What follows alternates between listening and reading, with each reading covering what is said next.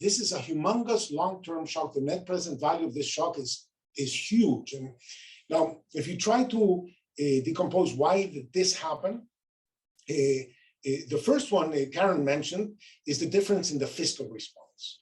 There's a dramatic difference in the fiscal response. The US went way out in terms of fiscal expansion. Europe is expected to go significantly out in terms of fiscal expansion. But since not all countries in Europe had the capacity to do that fiscal expansion, they decided to coordinate a response at the European level, so that Europe was going to borrow as a whole and give money to those that would have had more trouble borrowing. And that's one of the reasons why Europe is expected to recover more quickly. In the developing world, what you saw is that the recession was deeper, that the recession had a very deep impact on revenues.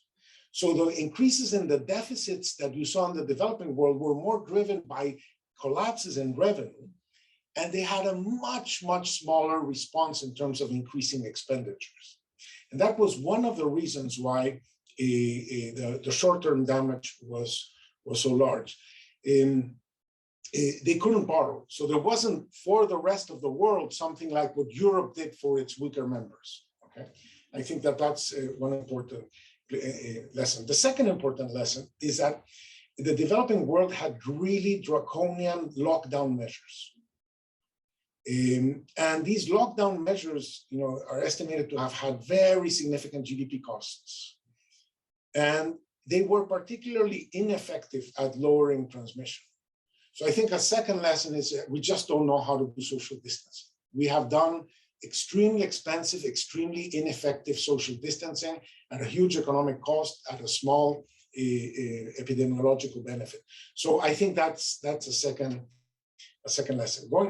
Going forward, I think all countries are left with much weaker fiscal positions. Country risk premia have gone up.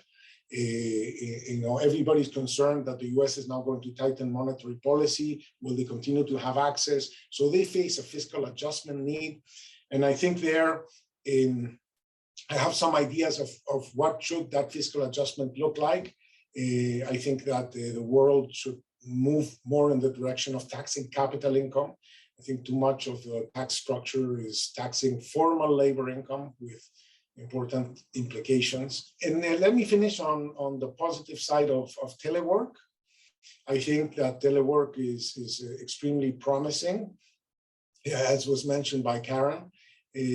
But I would like to emphasize one aspect of telework.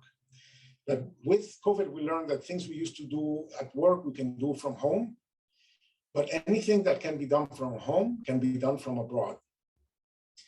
And that means that now developing countries can participate in tasks that used to be done in rich countries. And that is going to likely create an opportunity for new kinds of exports, new kinds of service exports for developing countries. And since they go through Zoom and the internet, being landlocked doesn't matter. Having to cross borders doesn't matter. A lot of the obstacles to participating in the global economy will be reduced.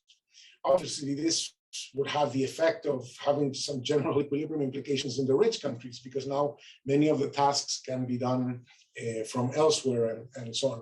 There's already platforms that are doing that. There's Upwork, there's Torre, there's Wiseline. There are different means through which this can happen, and I think that's an important idea.